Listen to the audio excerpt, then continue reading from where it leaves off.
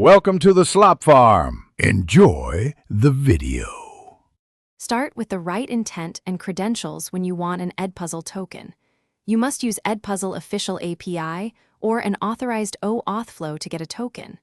Have your Edpuzzle account ready and enable developer or API access if available. Check account settings for any developer options or contact Edpuzzle support to request API access for your institution. Prepare a secure client ID and secret if provided, and plan where you will store the tokens safely in your application.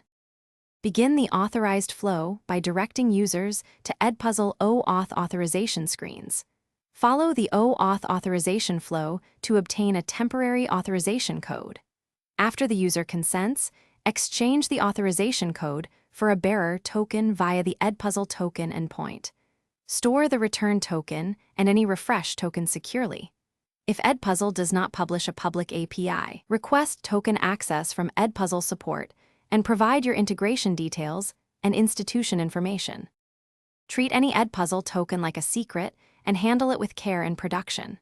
Store tokens encrypted and rotate them regularly to reduce exposure risk. Use refresh tokens to obtain new access tokens rather than storing long-term tokens. Limit token scopes to only the permissions your integration needs and enforce least privilege.